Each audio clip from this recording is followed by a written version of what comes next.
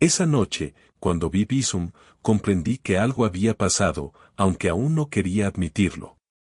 El móvil de Verónica emitió una notificación. Ella estaba en la ducha, se había retrasado en una supuesta cena de empresa y había dejado el teléfono. Solo quería ver qué hora era, nada más.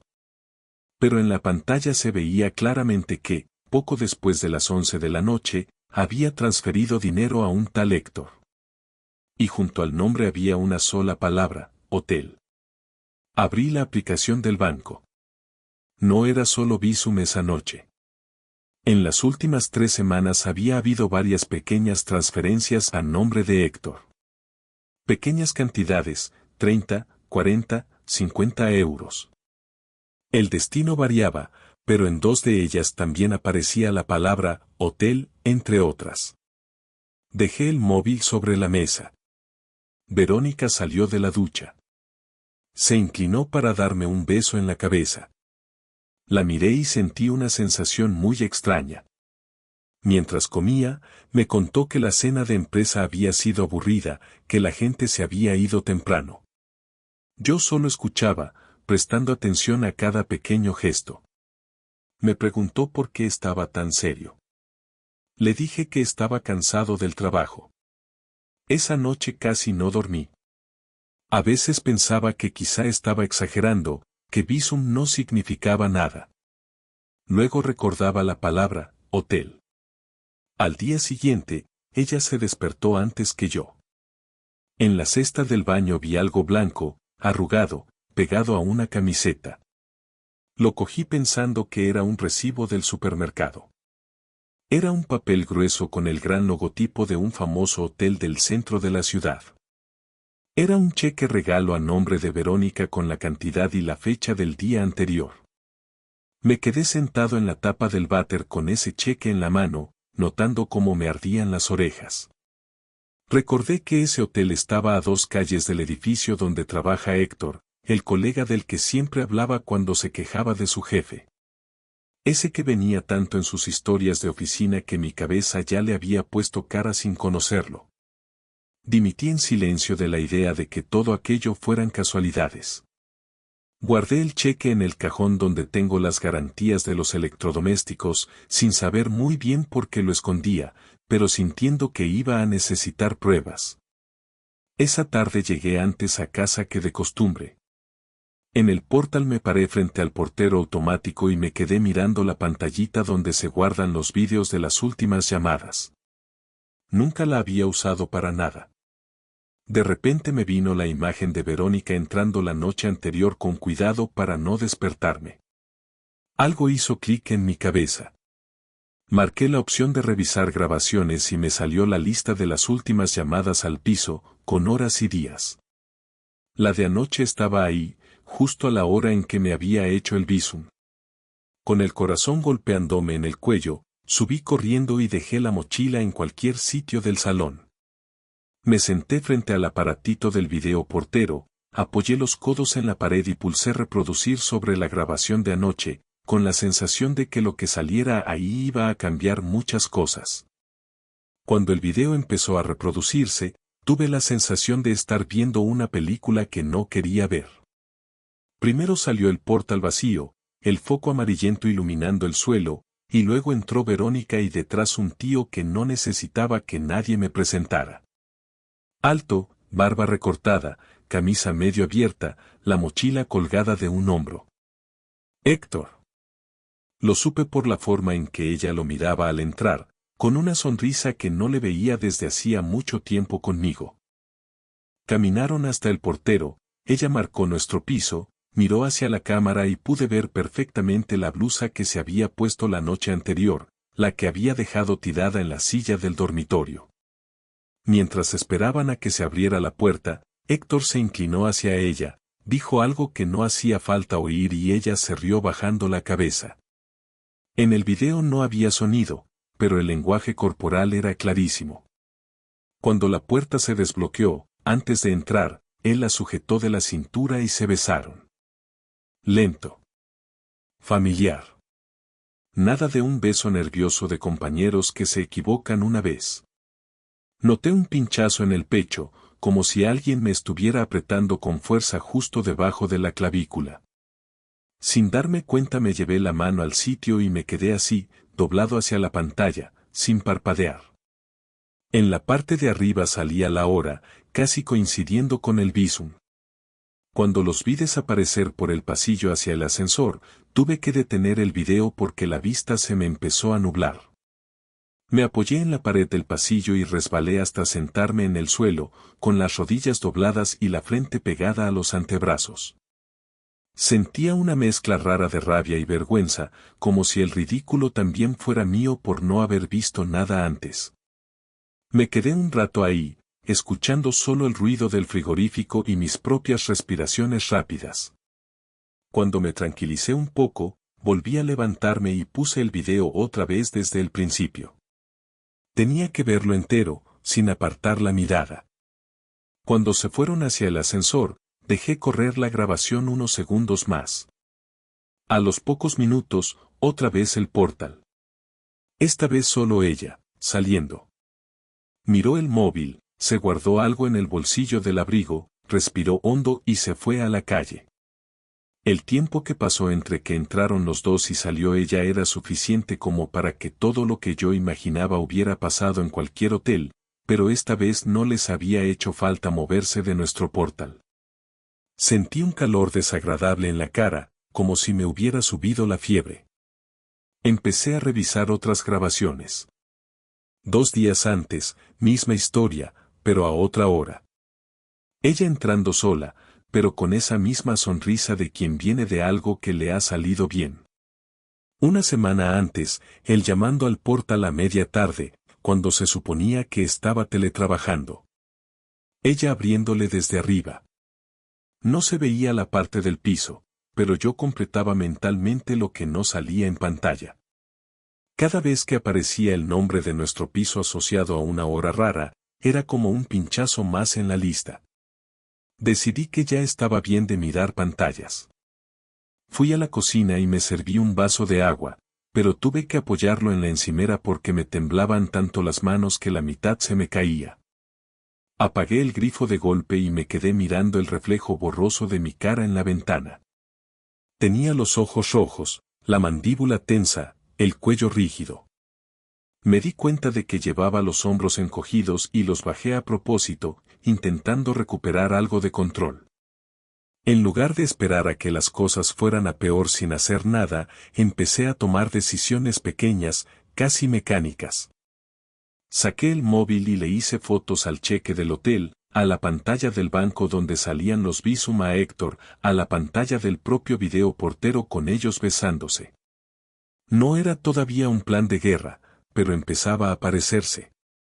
Guardé todo en una carpeta con un nombre neutro, algo de facturas, para que ella no sospechara si alguna vez cogía mi teléfono. Esa misma tarde Verónica me mandó un mensaje diciendo que iba a llegar más tarde, que se quedaba un rato con unos compañeros tomando algo después del trabajo. Me fijé en el nombre que aparecía en el grupo de WhatsApp al que hizo referencia. No ponía nada de Héctor, pero yo ya no me creía nada. Contesté con un simple ok, sin emoticonos, sin bromas. Me vi escribiendo y borrando un mensaje largo donde le pedía que viniera directa a casa, pero lo dejé en una sola palabra. En vez de quedarme en el sofá como un mueble, bajé al portal de nuevo y miré la cámara en directo, esperando no ver nada. Pasó media hora, 1 hora. No aparecía. Al final subí de nuevo al piso, me senté frente al videoportero y dejé la lista de futuras grabaciones preparada. Sabía que esa noche iba a volver a mirar esa pantalla, con ella ya dormida, para ver por dónde había entrado y con quién. Y mientras escuchaba el cerrojo de la puerta a lo lejos, a punto de girar, sentí que la próxima vez que miráramos los ojos en la cocina ya no iba a poder fingir que no sabía nada. La confrontación empezó mucho antes de que yo abriera la boca. Empezó en cómo la miré cuando entró por la puerta esa noche. Verónica dejó las llaves en el cuenco de la entrada y se paró un segundo, como si notara algo raro en el ambiente. Olía a bar, a perfume mezclado con humo de terraza. Se acercó al sofá, se inclinó para besarme y esta vez giré un poco la cara. El beso me dio de refilón en la mejilla. Ella se quedó quieta, con la mano apoyada en mi hombro, esperando una explicación que yo tampoco tenía clara. Le dije que teníamos que hablar, y en cuanto escuchó esa frase se le tensaron los hombros. Nos sentamos en la mesa de la cocina, cada uno en una punta, como si necesitáramos la distancia para no estallar. Saqué el móvil del bolsillo, abrí la carpeta de fotos y puse delante de ella la imagen del cheque del hotel. No dije nada al principio. Solo esperé a que lo reconociera. Sus dedos se cerraron en puño encima de la mesa, pero intentó mantener la voz tranquila cuando preguntó de dónde había sacado eso. Le expliqué que lo había encontrado en la ropa del cesto, que ponía claramente el nombre del hotel y la fecha del día anterior. Ella se mordió el labio, desvió la mirada hacia la ventana, buscando alguna excusa. Dijo que era un regalo del trabajo, que lo habían sorteado en la cena de empresa y que no me había contado nada porque quería darme una sorpresa más adelante. Mientras hablaba, yo notaba cómo me subía un calor frío por la espalda. No tanto por lo que decía, sino por la facilidad con la que le salían las palabras. Sin contestar, deslicé el dedo a la siguiente foto. La captura del visum con el concepto hotel. Se la acerqué sin soltar el móvil. Sus ojos fueron del importe al nombre de Héctor, y esta vez sí tragó saliva con dificultad. Dijo que él había pagado la mayor parte de la cena, que ella le había pasado su parte, que era más cómodo hacerlo así. Lo soltó rápido, casi sin pensar. Yo me incliné hacia adelante, apoyando los antebrazos en la mesa. Le pregunté por qué entonces también había visum a Héctor otros días que no coincidían con ninguna cena de empresa. El silencio que se hizo fue mucho más claro que todas sus explicaciones. Se quedó mirando un punto en la madera de la mesa, con la mandíbula apretada, como si de repente se hubiera quedado sin guión. Noté cómo me latía la vena del cuello, y por un momento me vi a mí mismo de fuera, muy serio, muy quieto, pero agarrando el móvil con tanta fuerza que se me estaban poniendo los nudillos blancos. Entonces puse la última foto. La del video portero congelado en el momento del beso. Ella y Héctor, en la puerta de nuestra casa, a pocos centímetros de la cámara. No dijo nada, ni siquiera lo negó. Lo miró un segundo y luego apartó la vista, se tapó la cara con las manos y soltó un suspiro largo que sonó más a derrota que a otra cosa. Le pregunté desde cuándo. No dije nada más, solo eso. ¿Desde cuándo? Primero intentó minimizarlo, dijo que se habían liado un par de veces, que había sido un desliz, que yo últimamente estaba muy distante y que se había dejado llevar. Le recordé las fechas que había visto, los días que Héctor había subido al piso mientras yo estaba en la oficina, las noches de visum y hotel. Poco a poco fue dejando de recortar la historia y al final soltó que llevaba algo más de un mes quedando con él. Que al principio solo eran cervezas después del trabajo, que se habían liado una noche en la que ella estaba muy agobiada y que luego habían seguido. Cuando escuché la palabra mes noté que el tiempo se me colocaba en la cabeza como un puzzle. Justo el mismo mes en que ella empezó a arreglarse más para ir a la oficina, el mismo mes en que se quedó un par de noches en casa de su hermana porque al día siguiente tenía formación cerca de allí. Me dolió más esa parte que el propio beso del video. Cada pequeño gesto de ese mes ahora tenía otro significado. Le pregunté si estaba enamorada de Héctor. Me miró por fin, con los ojos brillantes pero sin lágrimas aún. Dijo que no lo sabía, que con él se sentía escuchada, que hablaban de cosas que conmigo ya casi no hablaba, que se sentía otra vez interesante. Yo noté cómo se me cerraba el estómago y tuve que apartar la silla hacia atrás para no tirar la mesa de un manotazo. Me levanté y empecé a caminar de un lado a otro de la cocina, con las manos metidas en los bolsillos para no romper nada. En ese vaivén le solté otra pregunta que llevaba horas rondando en mi cabeza. Le pregunté si alguna vez lo había traído al dormitorio. Tardó demasiado en contestar. Al final negó con la cabeza, despacio, pero el retraso en la respuesta ya había hecho su trabajo. No insistí en ese punto porque no sabía si quería oír la verdad. Lo que sí me dijo, casi en un susurro, fue que había pensado en pedirme un tiempo, que se le había pasado por la cabeza irse unos días de casa para aclararse con lo de Héctor. Ahí ya no pude contenerme. Le dije que el tiempo se lo iba a dar yo, pero de otra forma. Le dije que a partir de ese momento las cosas habían cambiado y que no pensara que iba a seguir como si nada. Ella se echó hacia atrás en la silla, se llevó las manos al pelo y por fin empezó a llorar de verdad, sin ruido, con los hombros temblando. Me pidió que no tomara decisiones en caliente, que llevábamos muchos años juntos, que lo otro solo había sido una escapada.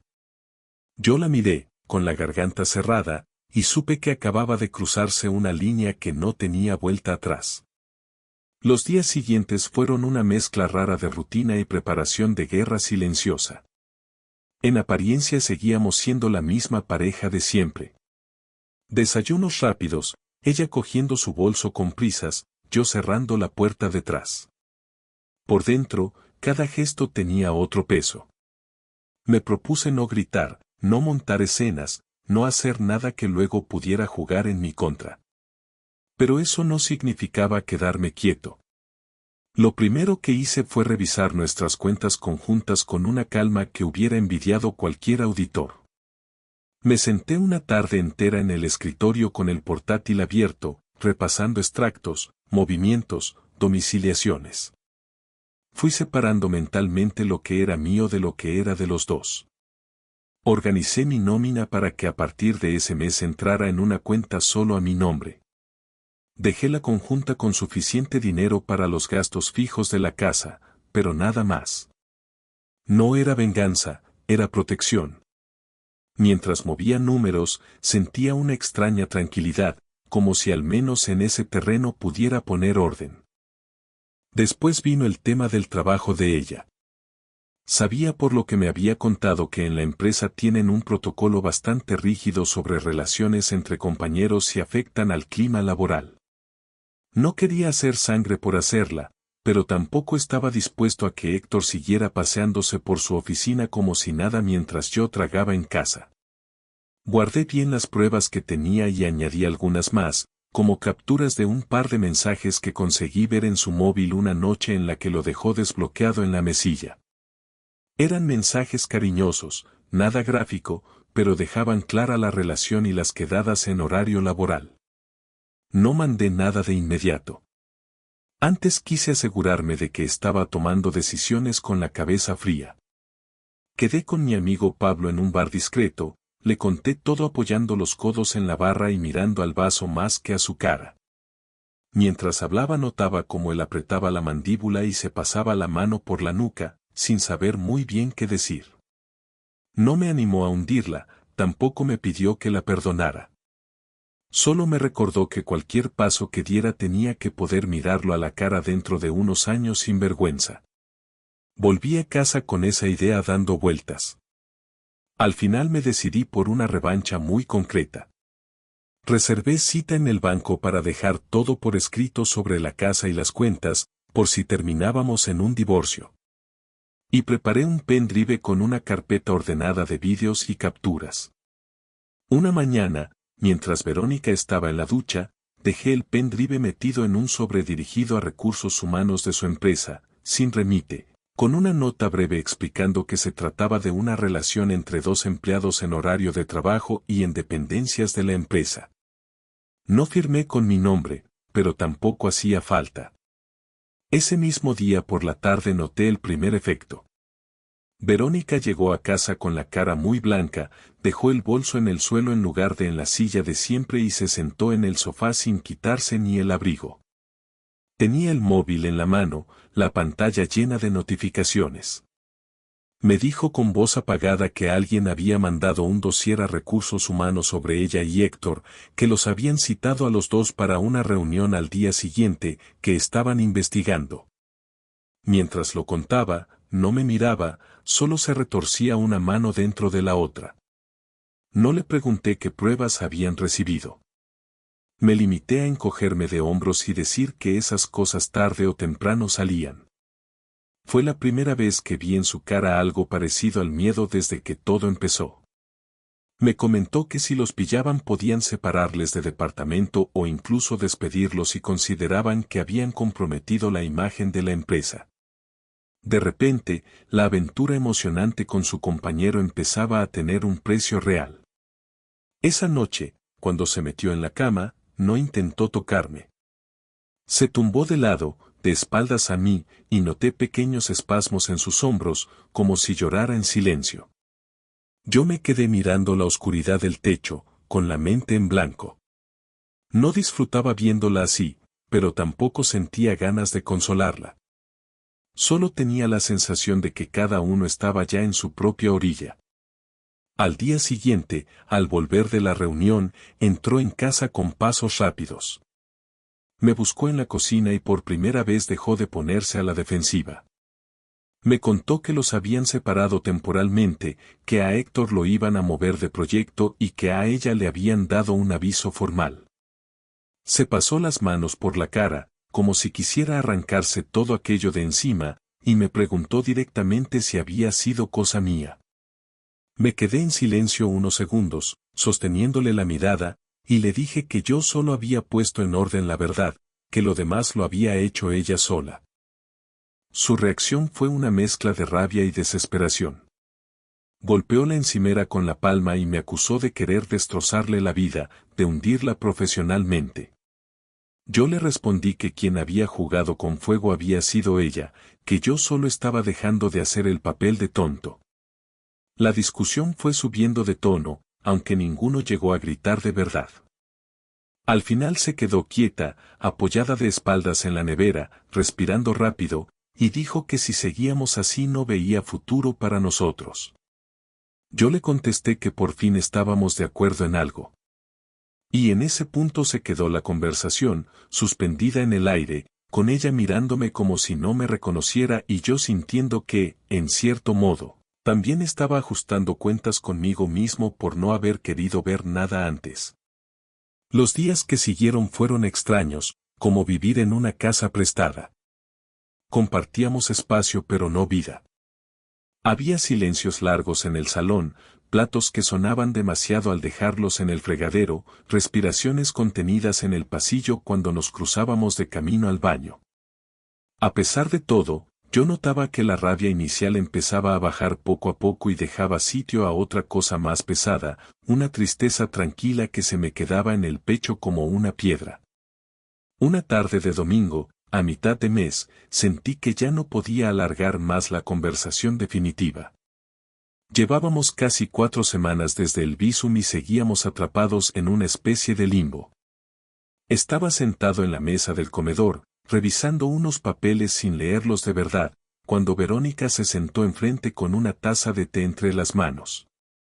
La sujetaba con las dos, como si necesitara algo caliente para agarrarse a algo. Nos quedamos un rato en silencio, escuchando los ruidos del vecino de arriba y el tráfico lejano. Fui yo quien rompió el hielo. Le dije que necesitábamos decidir qué íbamos a hacer, que no podíamos seguir así, durmiendo en la misma cama pero con medio metro de distancia y una montaña de cosas sin decir en medio. Noté cómo tragaba saliva, cómo sus dedos apretaban un poco más la taza. Me preguntó si quería que se fuera de casa. La forma en que lo dijo no tenía reproche, tenía miedo. Respiré hondo, apoyé las manos abiertas sobre la mesa para que dejaran de temblar. Le dije que lo que yo quería de verdad era volver un mes atrás y borrar el beso del portal, los visum, el cheque del hotel. Que si eso no era posible, lo mínimo que necesitaba era respeto propio. Y que ahora mismo, cada vez que la veía mirar el móvil, mi cuerpo se ponía en tensión solo. Era como si viviera en un estado de alerta constante. Mientras hablaba me di cuenta de que la voz me salía más baja de lo normal, como si estuviera describiendo un accidente ya ocurrido. Ella empezó por donde ya sabía que iba a empezar. Dijo que me quería, que no quería perderme, que lo de Héctor había sido una escapada, un intento de sentirse viva, Que se había equivocado y que desde la reunión de recursos humanos no había vuelto a hablar con él más allá de lo profesional. Me contó que él estaba muy tocado, que la había presionado para que lucharan juntos, que incluso le había insinuado que podían irse de la empresa y empezar en otra parte. Mientras lo explicaba, yo veía con claridad que su historia con Héctor también se estaba desmoronando. Le pregunté si dejaría el trabajo si eso fuera lo que hiciera falta para que yo pudiera empezar a confiar un poco de nuevo. Ese fue uno de los mini terremotos de la conversación. Se quedó en silencio, abrió la boca un par de veces sin decir nada y al final reconoció que no estaba dispuesta a renunciar a su carrera por algo que, según ella, ya estaba terminado. Ahí supe que ella también estaba trazando sus propias líneas rojas. La conversación siguió por un camino más concreto. Hablamos del piso, de la hipoteca, de las cosas compartidas. Mencioné la opción de separarnos un tiempo, de que uno de los dos se fuera a casa de algún familiar mientras decidíamos si avanzar hacia un divorcio o intentar una terapia de pareja. Ella me dijo que la idea de irse a casa de sus padres la hundía, que le daría vergüenza explicar lo que había pasado. Yo le respondí que la vergüenza ya había entrado en casa cuando decidió traer a otra persona a nuestro portal de madrugada. Hubo un momento en el que los dos nos callamos a la vez. Ella dejó la taza en la mesa, se llevó las manos a la cara y se quedó así, respirando hondo. Yo notaba mi propio pulso en las sienes, no por enfado esta vez, sino por la presión de estar decidiendo el resto de mi vida en un salón lleno de fotos de vacaciones y recuerdos que de repente parecían ajenos. Pensé en todas las cosas normales que habíamos compartido, en los domingos de sofá, en las listas de la compra, en las discusiones por tonterías que ahora me parecían un lujo. Al final tomé aire y le dije que necesitaba espacio físico y mental. Que no podía seguir durmiendo al lado de alguien en quien ya no confiaba. Que si queríamos tener alguna oportunidad, aunque fuera mínima, de reconstruir algo, tenía que ser desde lugares separados. Propuse que fuera ella la que se quedara en el piso, porque su trabajo estaba más cerca, y que yo me iría a un alquiler pequeño una temporada. Vi en sus ojos una mezcla de alivio y dolor. Alivio porque no la echaba a la calle, dolor porque eso hacía oficial la separación. Antes de terminar, le pregunté algo que llevaba días en la garganta. Le pregunté si creía que, de no haberla pillado, habría dejado la relación con Héctor por su cuenta. Tardó unos segundos, me miró directamente a los ojos y dijo que probablemente no, que se habría dejado llevar un poco más. Esa sinceridad tardía me dolió, pero también terminó de aclararme el panorama. Sentí que la decisión ya estaba tomada dentro de mí, solo faltaba ponerla en palabras. Y cuando estaba a punto de hacerlo, de decirle que al día siguiente mismo empezaría a buscar piso y llamar al abogado, ella alargó la mano por encima de la mesa, me la cogió con fuerza y me pidió una última cosa antes de que diera el siguiente paso. Verónica me pidió que, antes de irme, fuéramos juntos a una sesión con una terapeuta de pareja que le habían recomendado. No me lo esperaba. Su mano apretando la mía temblaba un poco y tenía los ojos rojos, pero esta vez no estaba actuando, se notaba. Dijo que necesitaba entender por qué había llegado hasta ese punto, que quería asumir su culpa delante de alguien neutral, que si al final nos separábamos al menos fuera habiendo intentado algo más que gritos y silencios. Acepté, más por mí que por ella. Quería salir de aquello sabiendo que había agotado las opciones razonables, que no había tirado 20 años de relación impulsivamente en un mes de caos. En la consulta, la terapeuta nos escuchó durante una hora larga. Yo hablé con calma, contando el visum, el cheque del hotel, el video del portal, los movimientos en las cuentas, la reunión en recursos humanos. Verónica habló de sentirse apagada, de tener la sensación de que habíamos entrado en piloto automático, de cómo se dejó arrastrar por la atención de Héctor. La terapeuta no justificó nada, pero tampoco me empujó a perdonar sin más. Habló de confianza como de un cristal que cuando se rompe no vuelve a ser el mismo. Dijo algo que me quedó clavado. Que había que decidir si queríamos vivir con un cristal reparado, con todas sus grietas a la vista, o si preferíamos tirar ese cristal y buscar otro recipiente para nuestra vida. Salí de allí con la cabeza aún más llena, pero con cierta paz. Al menos alguien de fuera ponía palabras a lo que yo llevaba semanas sintiendo sin saber explicarlo. En los días siguientes seguimos hablando, esta vez sin reproches tan directos. Planeamos de forma más concreta mi salida del piso. Encontré un estudio pequeño cerca de mi trabajo y firmé un contrato de alquiler por 6 meses. Recogí mis cosas poco a poco, sin grandes dramas, metiendo ropa y algunos libros en cajas de cartón. Cada vez que sacaba una camisa del armario notaba a Verónica mirarme desde el marco de la puerta, con los ojos apagados. No me pidió que me quedara, pero tampoco me ayudó a recoger. Era como si los dos supiéramos que aquel gesto le pertenecía a mí. El último día en casa fue raro. Dejé mi copia de la llave en el cuenco de la entrada y me paré un segundo mirando el pasillo. El mismo pasillo donde había visto por la pantalla del portero cómo ella entraba con Héctor aquella noche. Me acerqué al aparato y, casi sin pensarlo, borré todas las grabaciones antiguas. No era un perdón ni un olvido, era una forma de dejar de ver una y otra vez la misma escena en una pantalla que ya había hecho suficiente daño. Antes de irme tuvimos una última conversación en el salón, de pie, sin sentarnos. Verónica me preguntó si creía que tendríamos alguna posibilidad en el futuro. Le dije la verdad. Que ahora mismo no lo sabía. Que necesitaba tiempo, distancia y ver cómo me sentía fuera de aquella casa. Que lo único que tenía claro era que no pensaba repetir el patrón de mirar hacia otro lado. Si en algún momento sentía que podía reconstruir algo con ella, sería desde la transparencia absoluta. Si no, yo mismo iniciaría los trámites de divorcio sin dramatismos. Sobre Héctor supe algo por encima, a través de algún comentario suelto de ella y de un compañero que tenemos en común. Al parecer lo trasladaron a otra sede y su relación con Verónica se enfrió del todo en cuanto la aventura dejó de ser secreta y empezó a tener consecuencias.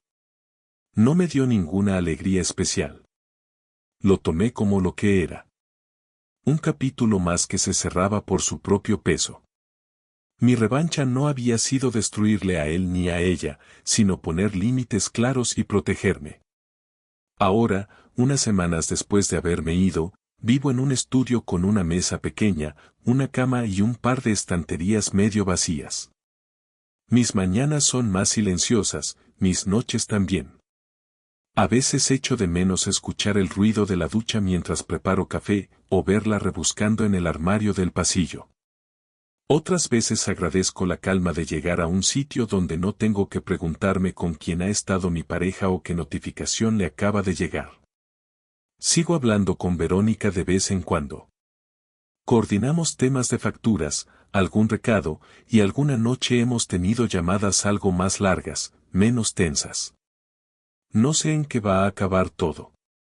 Puede que en unos meses firmemos un divorcio tranquilo, puede que decidamos intentarlo de nuevo con otras reglas.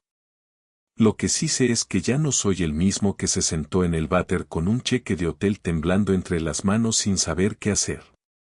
Si algo he aprendido es que la confianza no se protege solo con palabras bonitas, ni con suponer que al otro nunca se le pasará por la cabeza cruzar ciertas líneas.